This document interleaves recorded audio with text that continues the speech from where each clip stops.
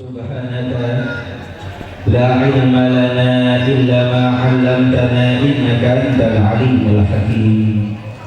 Rabbi shrah li sadri wa yassir li amri wahlul 'uqdatam min lisani yafqahu qawli. Amin amin ya rabbal alamin. Para hadirin jamaah yang dimuliakan oleh Allah, terutama para ulama-ulama kita, para kiai-kiai kita, para ajangan-ajangan kita, para saudara, Allah berkahi langkah-langkahnya. Amin amin ya rabbal alamin.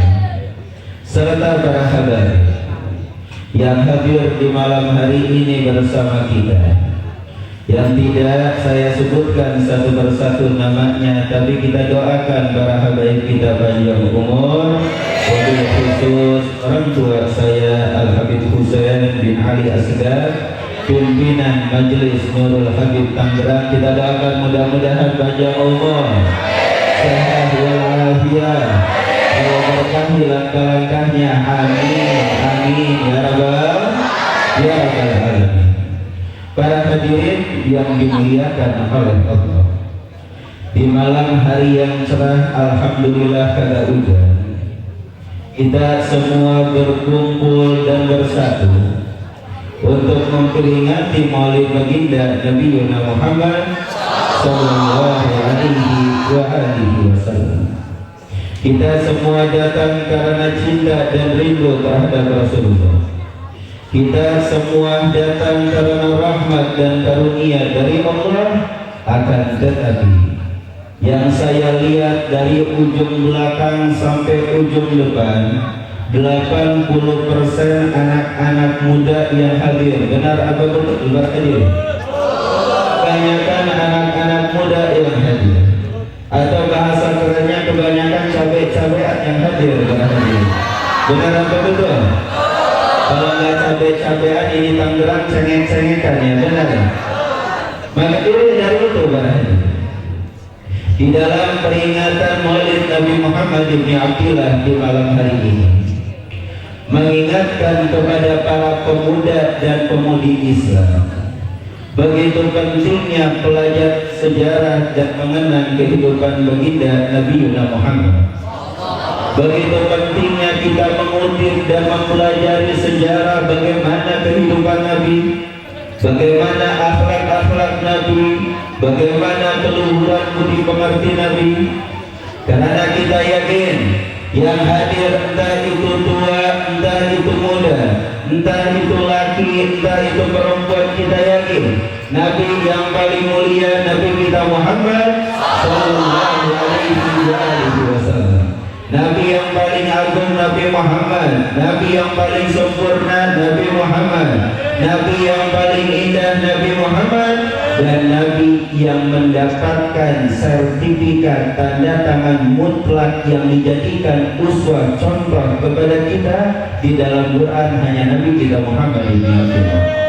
Allah firmankan dalam Quran, Allah menjelaskan kepada kita wahai umat Nabi tentang sosok manusia yang begitu mulia, manusia yang agung, yang kita peringati di malam hari ini dengan sukaria dan penuh dengan kecintaan. Allah firmankan dalam Quran, laqad kana lakum fi Rasulillahi uswatun hasanah.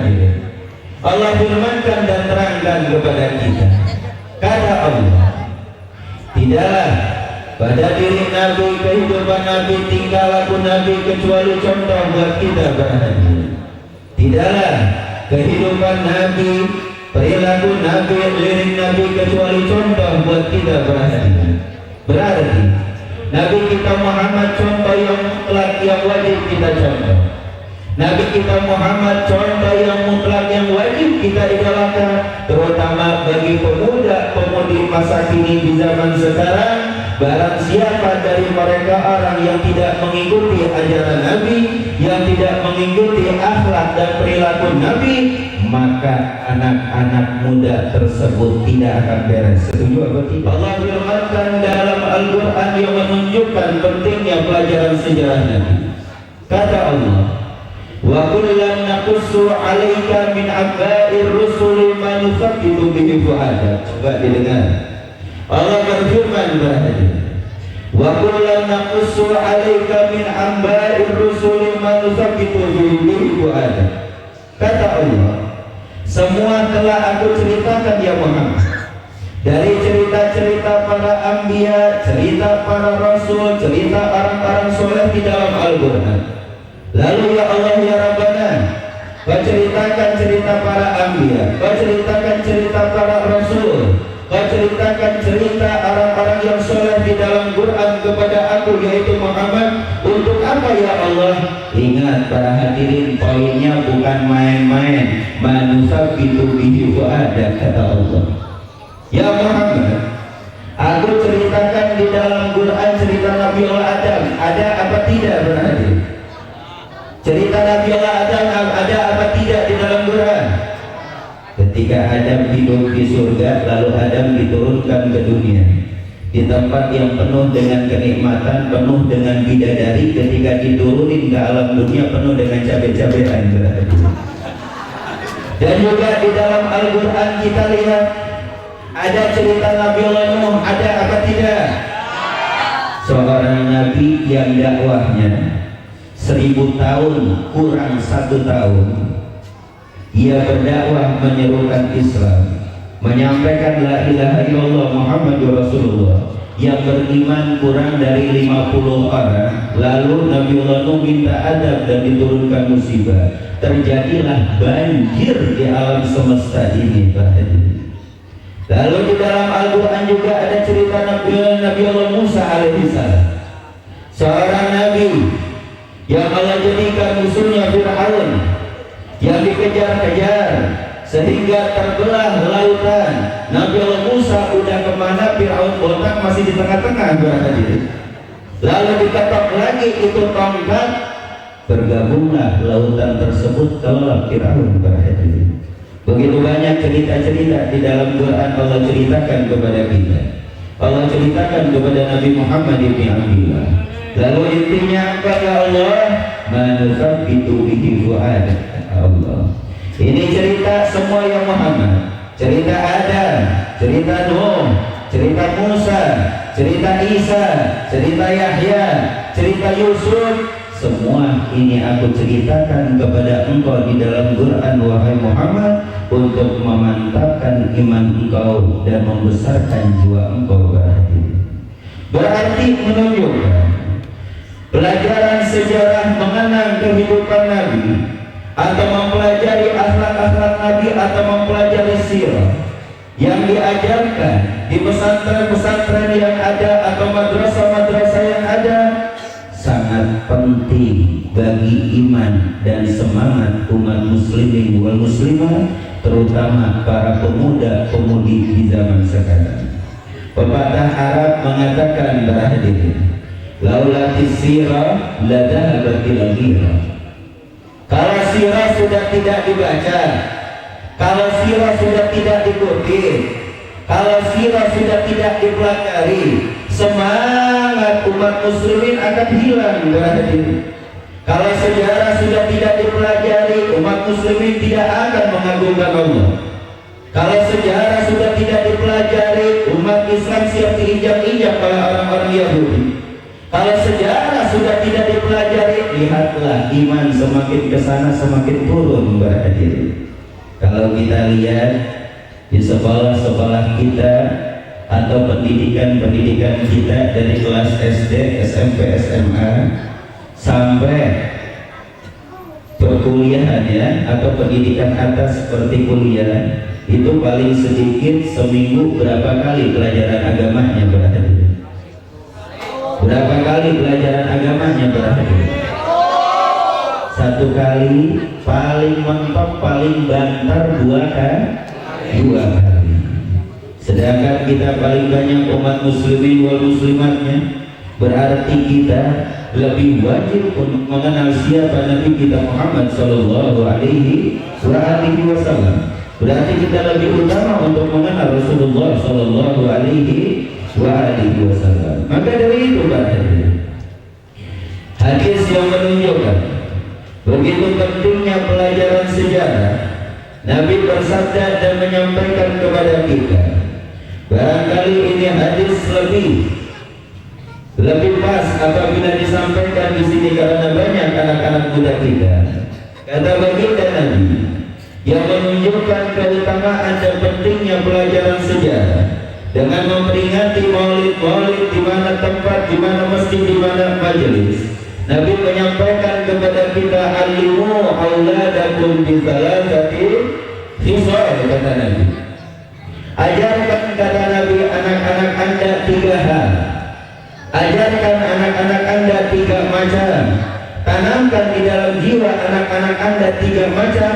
Apabila 3 hal tersebut sudah tertanam di dalam jiwa anak-anak kita, maka akhlak anak-anak kita akan mulia. Anak-anak kita akan lebih berbakti kepada orang tua. Anak-anak kita tidak akan menjalankan kehidupan seperti kehidupan syaitan.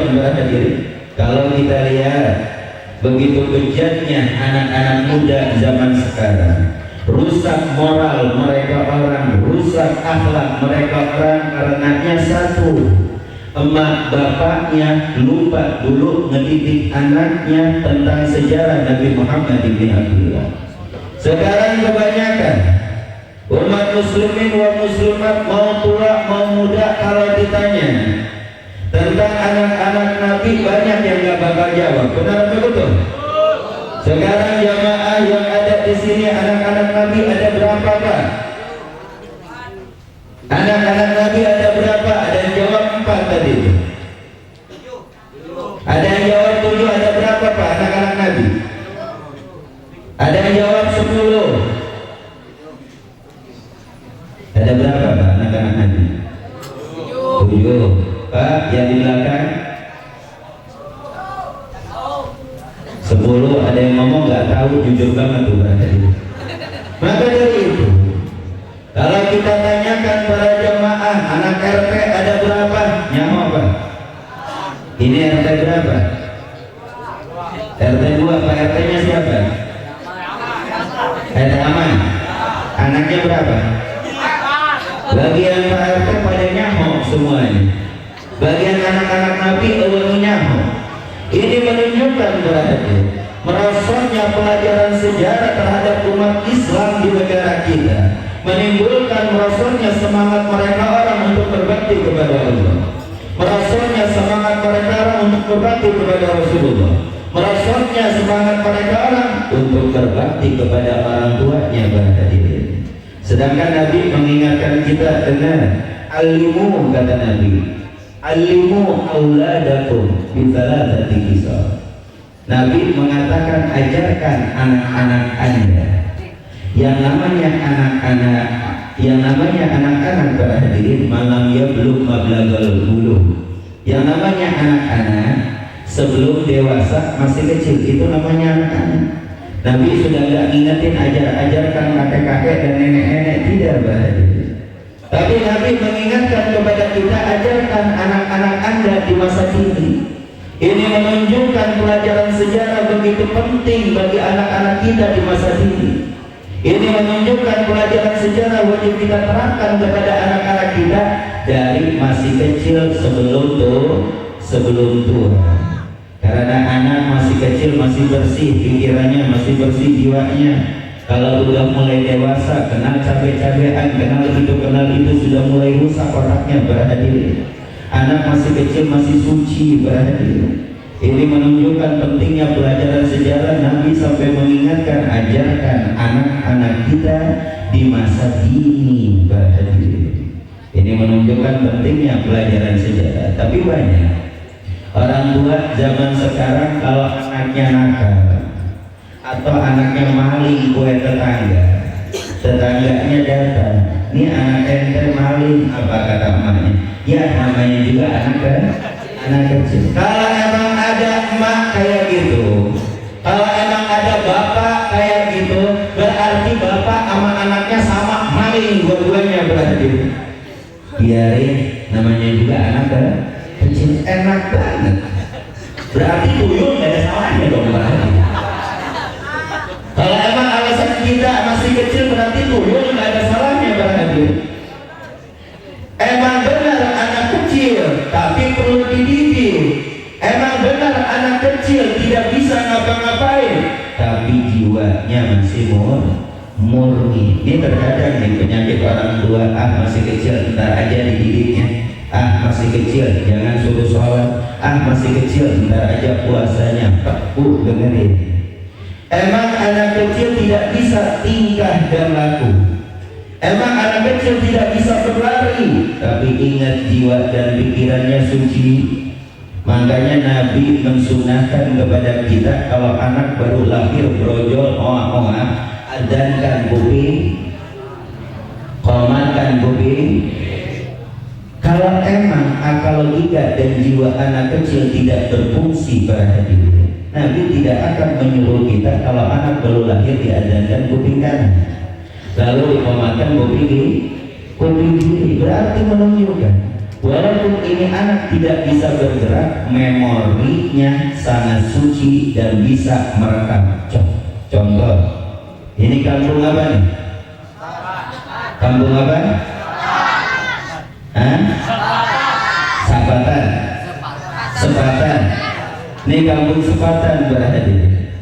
Anak lahir di kampung Sepatan, umur 1 tahun dibawa ke Belanda. Di Belanda 10 tahun dibawa lagi ke Sepatan. Bahasanya aing-aing sia-sia apa I love you I wish you berarti. Bahasa Sunda apa bahasa Inggris? Bahasa Sunda apa bahasa Inggris? Tahu-tahu umur 2 tahun setengah, 3 tahun udah bisa berbahasa Inggris. Kuliah apa kagak? Kagak. Sekolah apa kagak? Kagak. Privat apa kagak? Kagak. Tahu-tahu bisa bacot berarti. Bapak lahir di Sepatan nih, ada orang lahir di Betawi, umur 2-3 tahun, tahu-tahu udah bisa ngomong lu 2 Yang lahir di Sunda 2,5 tahun, 3 tahun udah bisa ngomong. Aing-aing sia-sia. Yang lahir di sono dengan bahasanya, padahal itu anak kagak sekolah, Pak. Benar apa betul? Itu anak kagak privat, itu anak kagak les. Ujung-ujung umur itu bisa ngomong, bisa baca.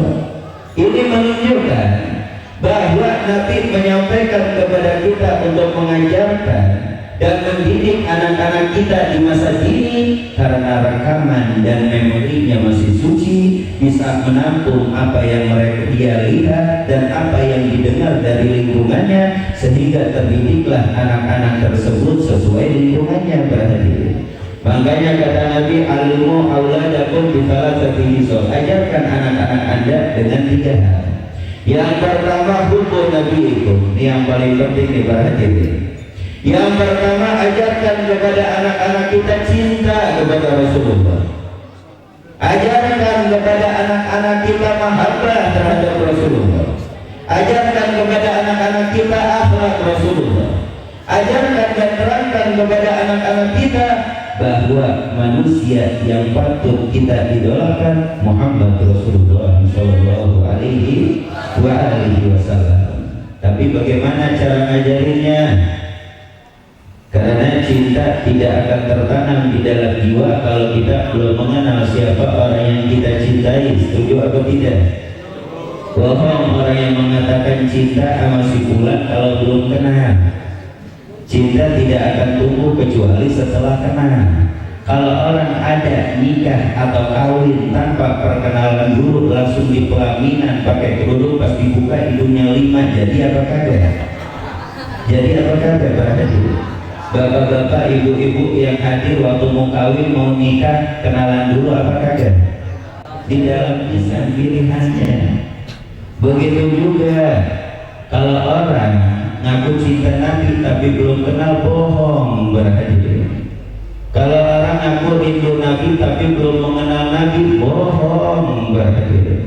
Karena kecintaan tertanam setelah kita mengenal siapa orang yang kita cintai. Kita cinta Nabi, kita wajib kenal Nabi. Setelah kita mengenal Nabi, tumbuhlah rasa cinta di dalam jiwa kita. Al-Quran Allah firmankan, wa innaka la'ala khuluqin azim, kata Allah. Sungguh engkau yang Muhammad mempunyai akhlak yang mulia, budi pengertian luhur, kata Allah.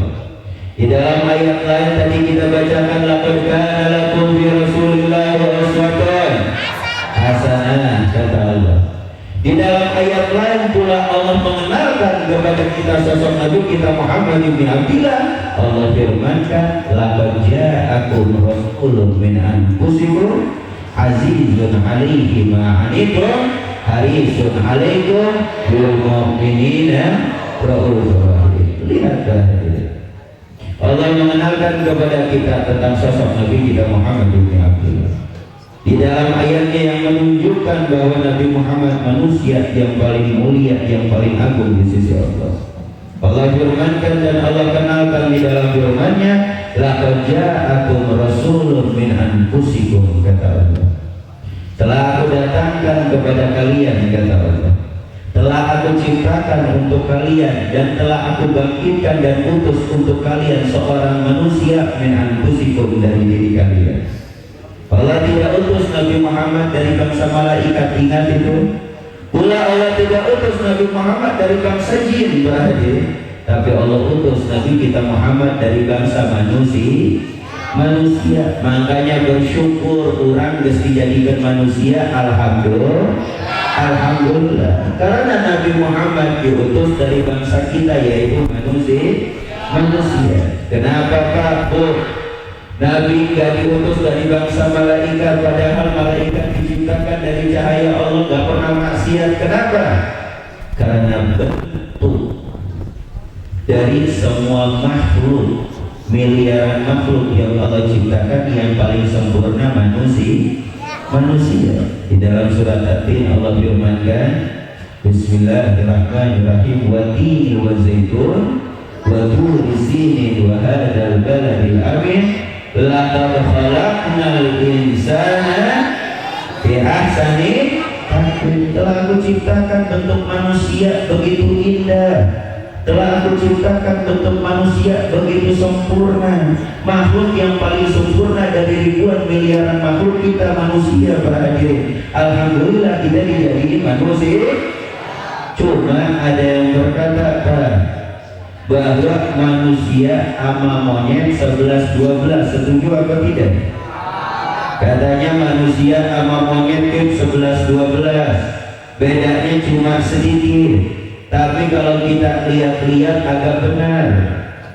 Kalau emang kita jalan pakai kaki monyet, kita punya tangan monyet, kepala kita di atas monyet. Cuma bedanya atuh kalau monyet berbulu, lah emang kita kagak berbulu, berarti menunjukkan manusia sama monyet 11-12, berhadir.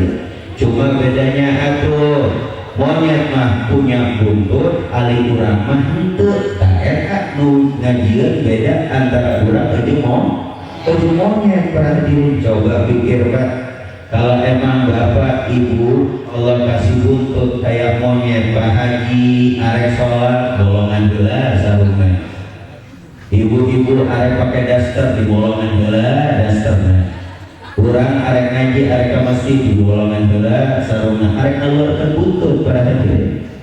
Kalau monyet mah boga buntut oke, lari-lari di jalanan telanjang, namanya juga monyet. Lah kalau ibu sama bapak dikasih buntut terus mau ngikut-ngikutin monyet telanjang, apa kata orang? Berarti menunjukkan berarti Allah firmankan tentang sosok Nabi kita Muhammad, dan Allah kenalkan kepada kita kepada Rasulullah. Allah firmankan laqad ja'akum rasulun min anfusikum, kata Allah. Telah aku bangkitkan dan aku utus kepada kalian seorang nabi dari jiwa kalian, dari diri kalian, yaitu manusia. Menunjukkan ini penghormatan bagi manusia, karena nabi akhir zaman yang paling mulia Allah utus dari bangsa kita. Tapi perlu diingat, Imam Busiri pernah berkata, basyarun la kal basyar, kata Imam Busiri. Muhammad ini manusia, tapi perlu diingat tidak seperti manusia. Contoh Pak, Nabi Muhammad manusia tidak seperti manusia, bagaimana sih? Contoh, Nabi diriwayatkan kalau lagi musim kacang nggak ada air, itu itu Nabi terkadang sehari 2 hari tidak mandi karena kekurangan air. Walaupun sehari 2 hari 3 hari Nabi gak mandi, kalau Nabi tidur di bawah terik matahari di siang hari di kota Mekah atau Madinah, itu Nabi mengucurkan keringatnya nggak pernah jatuh ke bumi berarti. Semua para sahabat ada yang merebut bawa cangkir ingin mengambil keringat Nabi, ada yang pakai gelas ngambil keringat Nabi, ada yang diusap-usap ke bajunya, itu baju 3 hari 3 malam kagak dicuci karena takut keringat Nabi hilang. Ada yang ngambil diusap-usap ke kepala anaknya, itu anaknya dimandiin antara leher sama kaki, palanya kagak karena takut wangi keringat Nabi hilang. Tapi Pak, kalau kita manusia seperti Nabi seperti itu. Tapi kalau kita sehari aja kita nggak mandi, apa yang akan terjadi berarti? Bau ketek, bau apa, bau demam, bau semuanya berarti. Ini menunjukkan bahwa Nabi Muhammad manusia tidak seperti manusia berarti. Lalu contoh yang kedua di dalam sejarah, Nabi kalau jalan di siang hari bolong di bawah terik matahari nggak ada bayangannya. Kalau kata orang Sunda, pelangkangnya nggak ada bayangannya berarti. Kenapa berarti? Karena matahari mau ngasih bayangan sama Nabi malu. Matahari mau ngasih bayangan sama Nabi malu berarti. Toh kata matahari, bagaimana aku akan mengasih bayangan kepada manusia yang dimana pancaran cahayaku daripada wajahnya? Bagaimana aku akan memancarkan cahaya kepada Muhammad sedangkan cahaya matahari tercipta darinya? Malu matahari mau ngasih bayangan Pak. Kalau Nabi siang-siang, tapi kalau ibu sama bapak siang-siang jalan di tengah hari bolong kagak ada bayangannya, ibu-ibu sama bapak-bapak berarti saya setan berarti. Ini menunjukkan bahwa Nabi Muhammad manusia seperti kita, tapi Nabi Muhammad tidak seperti kita karena karunia yang Allah limpahkan, rahmat yang Allah karuniakan, menjadikan sosok Nabi Muhammad bin Abdullah spesial, menjadikan sosok Nabi Muhammad bin Abdullah manusia di atas manusia berarti. Lalu kata Allah memperkenalkan sifat yang kedua, azizun alaihi ma'anitum, kata Allah. Di sifat yang kedua Allah kenalkan Nabi Muhammad tidak ingin membebani umat. Segala sesuatu yang membuat berat umatnya berat bagi Nabi Muhammad bin Abdullah. Tidak ingin membuat susah umatnya tuh Nabi. Tidak ingin membuat umatnya tidak mampu tuh Nabi, sehingga pengukuran dosa dan tidak menjalankan apa yang diwajibkan oleh Allah itu Nabi berarti. Ketika Nabi Isra wal Mi'raj bertemu dengan Allah, berapa rakaat yang Allah wajibkan kepada Nabi untuk umatnya? 50 rakaat berarti.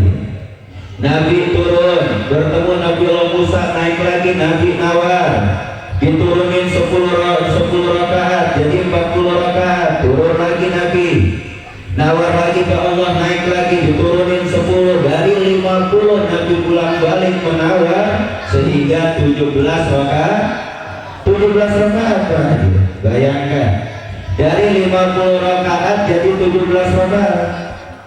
Karena sifat Nabi azizun alaihi ma'anitum, berat Nabi segala sesuatu yang memberatkan umatnya, berat bagi Nabi segala sesuatu yang membuat umatnya tidak mampu, berat bagi Nabi berarti. Sehingga ketika Allah wajibkan 50 rakaat Nabi menawar sampai 17 rakaat. Pak, Bu, 17 rakaat aja berapa banyak dari umat Nabi Muhammad yang sholat subuhnya KO? Benar apa betul? Banyak apa tidak? Yang sholat subuhnya terlambat, keluar dari waktunya, kadang kepala takut terlambat kerja, kagak sholat, tinggalin sholat, banyak apa tidak? Yang menganggap enteng sholat, banyak apa tidak berarti? Itu 17 rakaat, banyak yang sholat subuhnya KO. Bagaimana Allah wajibkan kepada kita 50 rakaat? Isdet semuanya berarti. Sedangkan diriwayatkan seorang sahabat ngadu ke Nabi, ya Rasulullah, si fulan terlambat sholat subuhnya ya Rasulullah. Apa kata Nabi para hadirin? Dzakar rajul bala syaitan bi'udhuni. Tuh katanya yang terlambat sholat subuh itu dikencingin, disumpel dengan kencingnya setan di telinganya tuh yang terlambat sholat subuh para hadirin. Berarti yang terlambat sholat subuh dikencingin telinganya sama setan para hadirin. Percaya tidak percaya, Nabi sudah berkata. Percaya tidak percaya, Nabi tidak pernah berbohong. Wa ma yantiqu 'anil hawa in huwa illa wahyun yuha. 'Allamahu syadidul quwa. Muhammad tidak pernah berbohong, Muhammad tidak pernah berdusta. Semua perkataan Muhammad itu tidak fakta berakhir. Tuh orang yang terlambat subuh dikencingin telinganya sama syaitan berakhir. Sekarang bapak-bapak yang ikut dan ibu-ibu yang hadir sudah berapa kali dikencingin sama setan berakhir. Hampir setiap hari, paling seminggu satu kali nggak dikencingin. Kalau hari minggu karena itu juga ada latihan bola, masuknya jam 6 berakhir. Jadi buru-buru bangun sholat subuh dulu baru latihan bola. Jadi yang terlambat sholat subuh itu telinganya dikencingin sama setan. Sekarang begini Pak Bu, kalau emang ada pilihan lebih baik dikencingin setan apa tikus berakhir? Lebih baik dikencingin sama setan apa tikus? Lebih baik dikencingin setan apa tikus? Mudah-mudahan dikencingin tikus berakhir. 17 rakaat berapa banyak dari umat Nabi Muhammad meninggalkan sholat subuh? 17 rakaat dari 50 rakaat berapa banyak dari umat Muhammad yang terlambat sholat subuhnya? 17 rakaat berapa banyak dari umat Nabi Muhammad Ibn Abdillah menganggap sholat ini hal yang enteng dan bukan hal yang berat dan bukan hal yang dosa berarti. Banyak dari umat Nabi, padahal Nabi sudah menawar dari 50 sampai 17 rakaat. 17 rakaat berarti.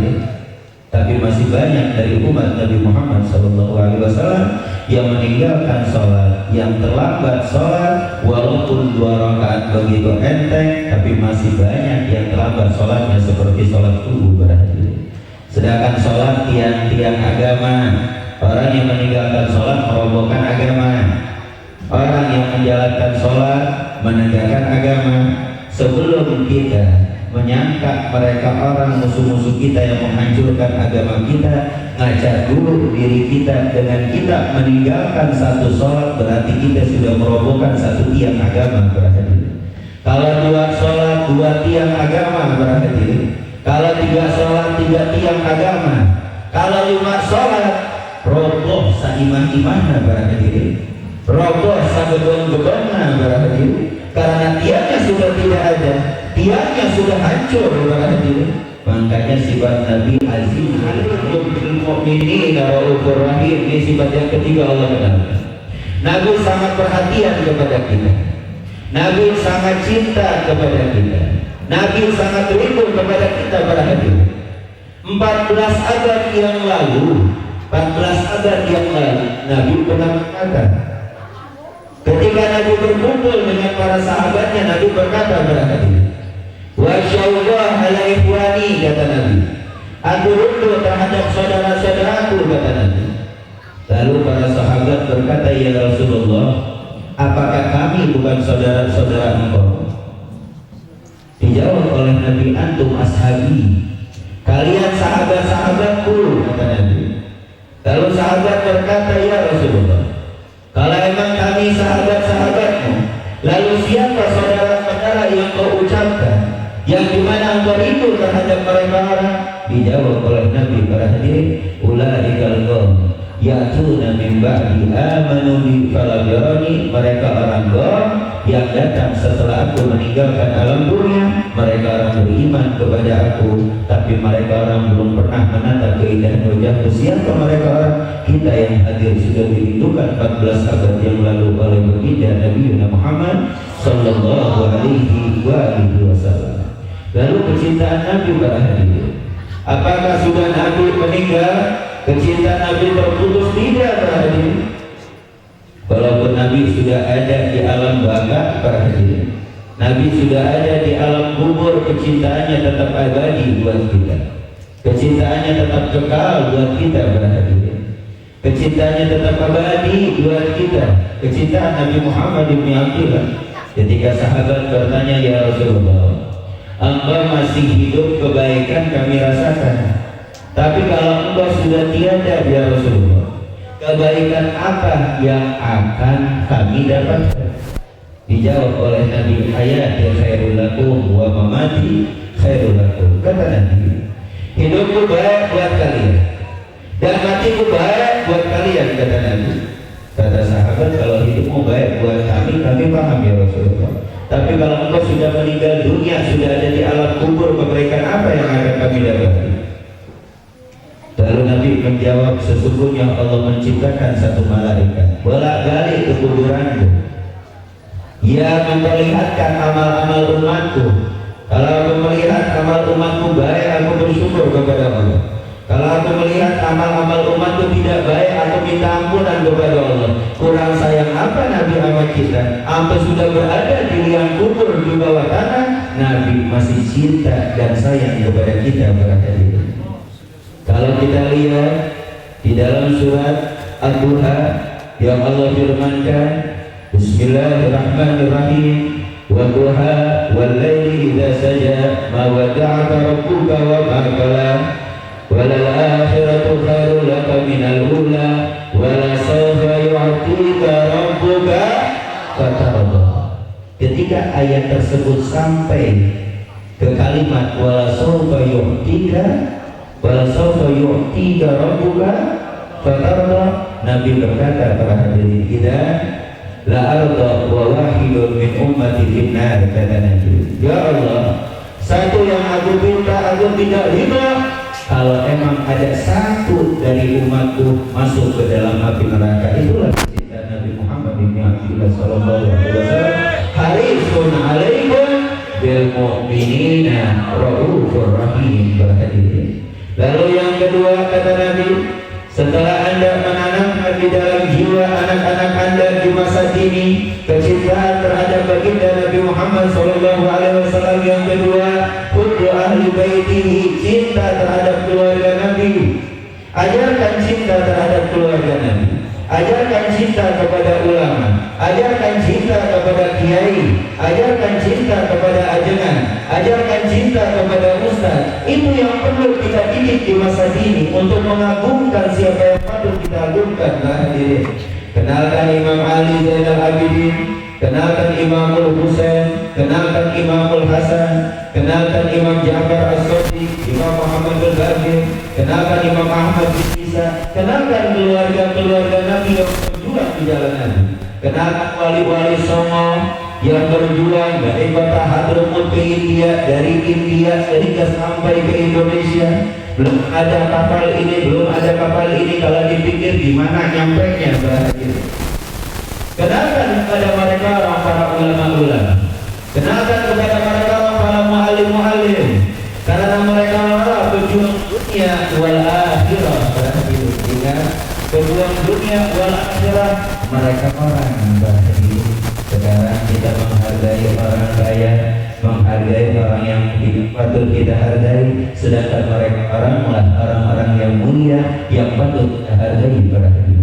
Lalu yang ketiga, kata Nabi, setelah kita mengajarkan kepada anak-anak kita cinta kepada Nabi Muhammad, cinta kepada keluarga Nabi Muhammad, yang ketiga, qiraatul Quran. Ini ajarin ya anak-anak kita bagaimana cara baca Quran yang benar dengan tajwidnya. Ini terkadang berhadirin udah aki-aki, udah tua reot, udah kubana, kagak bisa baca Quran. Banyak tuh berangkat haji sudah 5 kali, kalau suruh baca Quran kagak bisa sama sekali. Banyak berhadirin, mentang-mentang udah berangkat haji baca Quran kagak bisa. Sholat subuh getol, yang pertama masuk ke masjid, pas ketika qomat suruh jadi imam qomar, maaf lagi sakit gigi, ngomong aja kagak bisa ngaji, gak usah pakai alasan. Benar apa betul? Tapi kalau kita lihat berapa banyak orang-orang tua kita, kalau main sekakmat pinter semuanya, kalau main gaplek nomor 1 berarti nomornya di pos kamling berarti. Udah aki-aki ubanan masih main catur berarti. Terkadang tuh uban jatuh ke papan tulis, itu cuma hanya ditiup.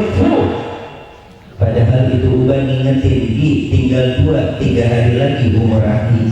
Itu masih ditiup. Ditakutkan ketika mau nyekar, kuda mau makan raja, ditakutkan itu sudah ngangkat setengah, disekat duluan sama malaikat Israel. Aki ujang mati ketika nyekat catur, kan gak bagus pada itu. Makanya ajarkan kepada anak-anak kita qiraatul Quran. Percaya tidak percaya pada hadirin.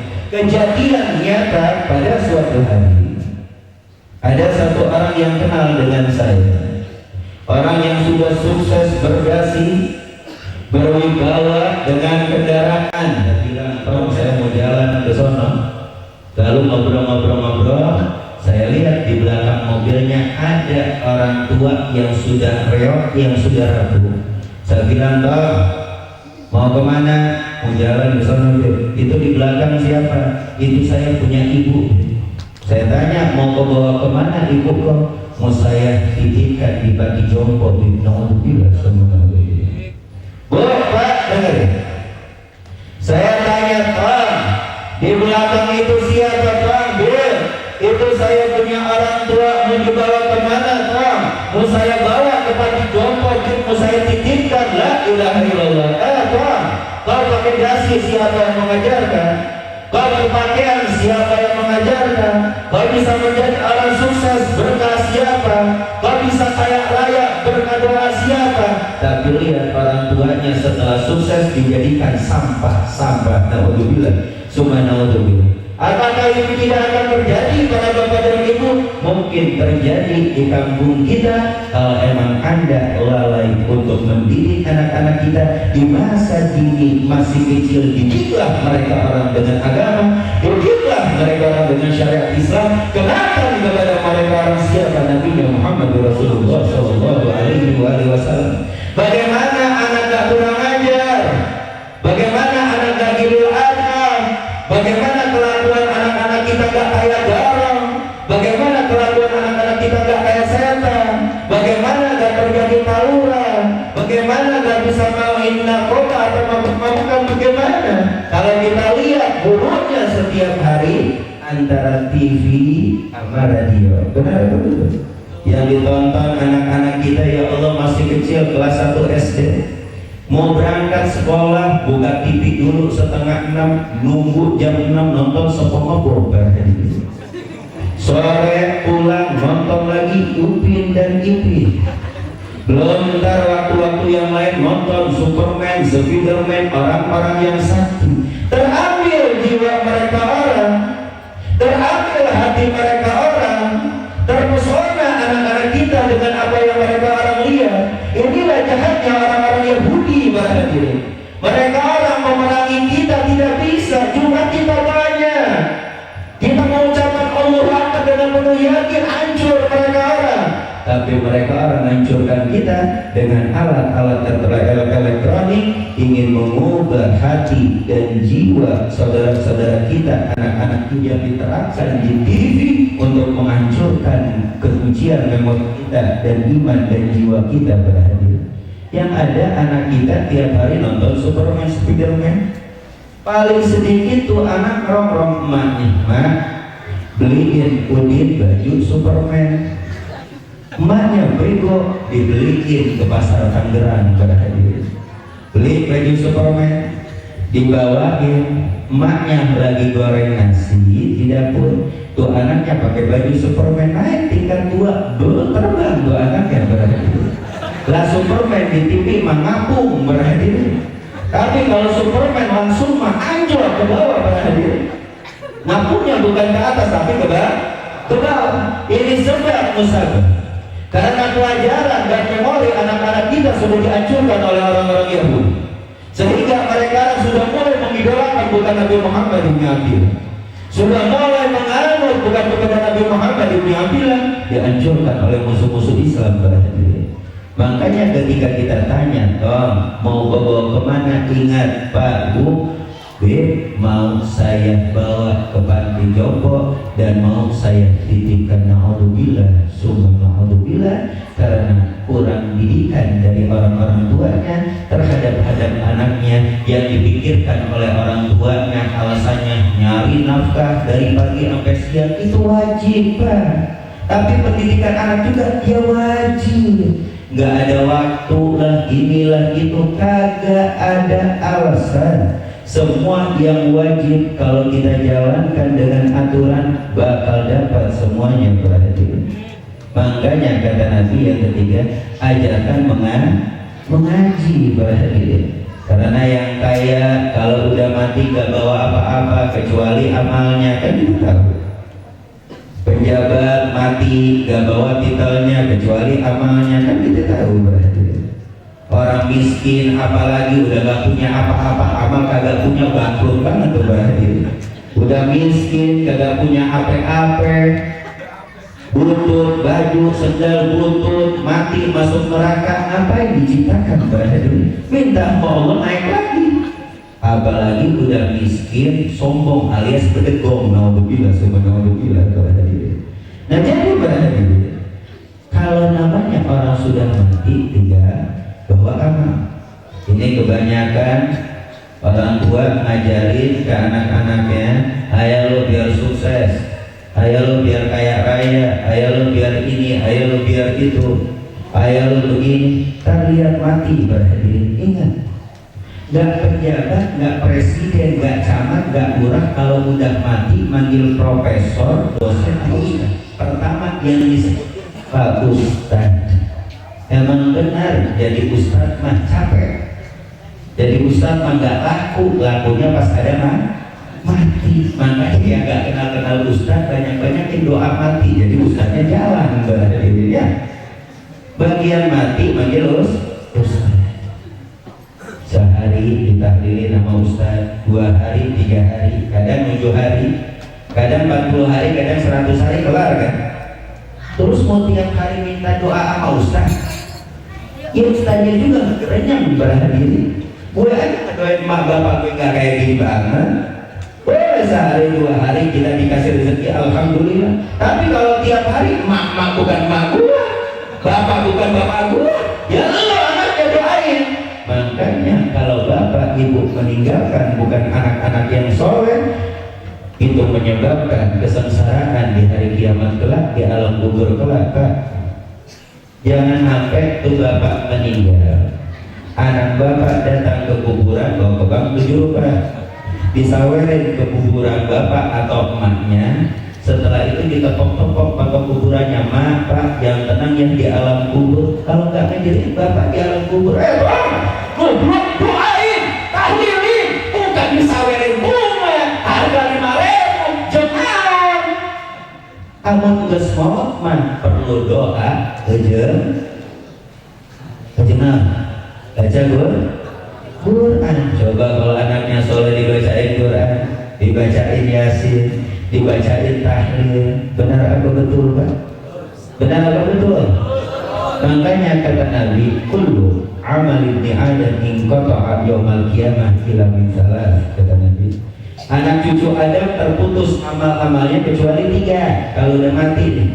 Ada amal yang masih mengalir. Yang pertama sedekah jariyah, sedekah yang mengalir, bikin masjid, bikin majelis taklim, bikin musola, itu terus ngalir. Yang kedua, ilmu yuntafa'u bih, ilmu yang bermanfaat buat dirinya dan orang lain. Diajarin ke orang, orangnya jadi diajarin lagi ke muridnya, terus tuh pahalanya ngalir walaupun sudah ada di alam kubur. Yang ketiga, wawaladun sholihun yaqula, kata Nabi, anak-anak yang soleh yang mendoakan kedua orang tuanya. Maaf, kalau sudah ada hadis yang mencantumkan tentang anak, 99% Nabi pasti menyampaikan anak-anak yang soleh, bukan anak-anak yang pintar pada diri. Kenapa begitu? Karena kepintaran tidak bisa menjamin, tapi kesolehan insya Allah bisa menjamin. Makanya pepatah ngomong, orang pintar belum tentu benar. Berapa banyak orang-orang pintar dari kalangan kita, ujung-ujungnya pinter-pinterin kita. Berapa banyak orang-orang pintar ngebohongin kita. Berapa banyak orang-orang pintar ngibulin kita. Banyak apa tidak? Banyak apa tidak? Tapi kalau sudah benar, pasti gak ada orang benar kagak pintar. Kagak ada ceritanya. Orang benar kagak pintar kagak ada. Orang benar pasti pintar. Orang pintar belum tentu benar. Belum tentu benar para hadirin.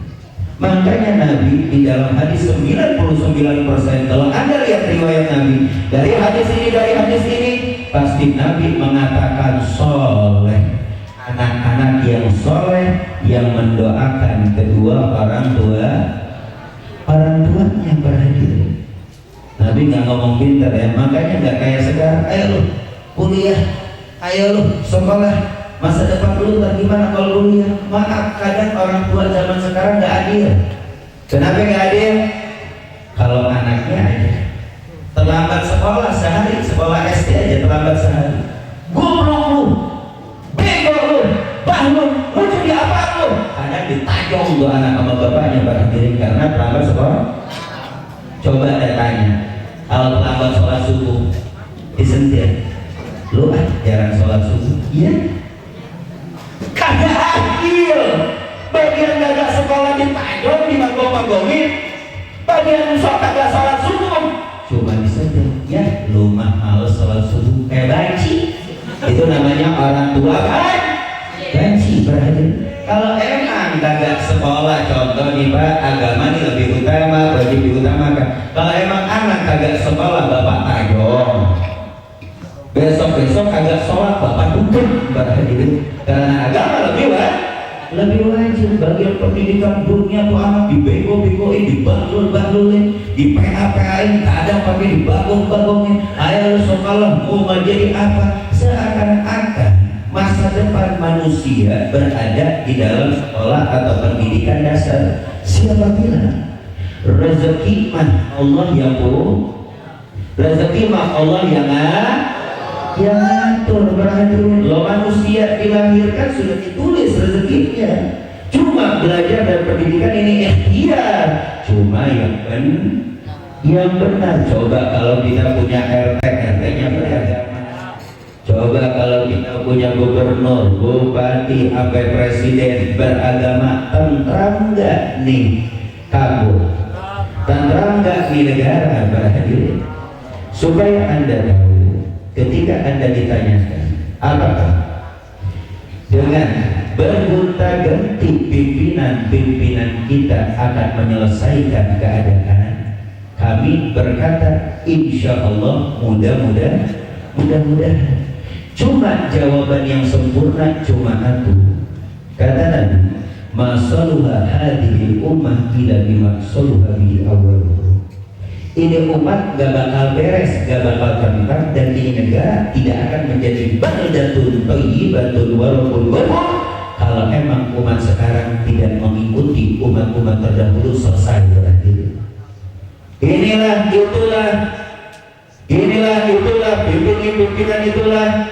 Mudah-mudahan ada pimpinan kita yang bijaksana, tapi solusi yang paling paten kalau emang negara kita ingin tentram, abadi, nyaman, dan negara kita diangkat kemiskinannya, diangkat kesengsaraannya, diangkat musibahnya, kalau ini umat kembali seperti umat-umat terdahulu berarti tidak akan beres ini umat kecuali mengikuti orang-orang yang dulu. Makanya agama nomor satu berhadirin ya. Makanya kata Nabi yang ketiga, ajarkan kepada anak-anak kita membaca Al-Quran. Ingat zaman dulu, sebelum ada Iqra, kita ingat banget dibawa guru ngaji kita ke rumah sama orang tua kita, dibayar berhadirin. Setelah dibayar suruh ngajiin kata kasrodi doma'u ingat nggak Pak? Dulu kita diajarkan seperti itu.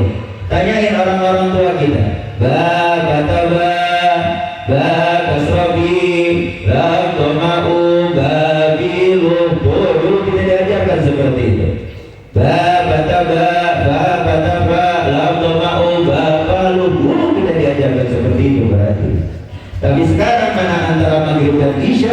yang ada tontonan, yang ada ini. Terkadang anak-anak perawan kita antara maghrib dan isya masih ngangkang di jembatan cinta. Naudzubillah, summa naudzubillah. Hadirin, maka dari itu kesimpulannya, didiklah anak-anak kita di masa dini dari awal lahir. Ingatkan Allah, ingatkan Nabi, ingatkan Allah, ingatkan Nabi. Walaupun anak-anak kita seakan-akan melengos dan bermain-main, omongan kita, nasihat kita terus terekam di kepala anak-anak kita.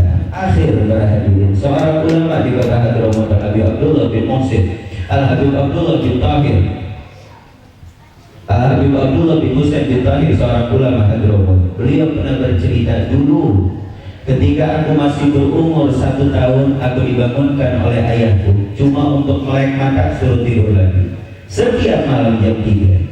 Ketika sampai umurku 3 tahun, aku dibangunin melek mata lalu disuruh untuk mengucapkan Allah, suruh tidur lagi. Ketika sampai umur 6 tahun, aku dibangunin untuk suruh berdiri lalu berwudu untuk melaksanakan sholat tahajud. Dari umur 6 tahun, itulah didikan orang-orang dulu terhadap anak-anak kita.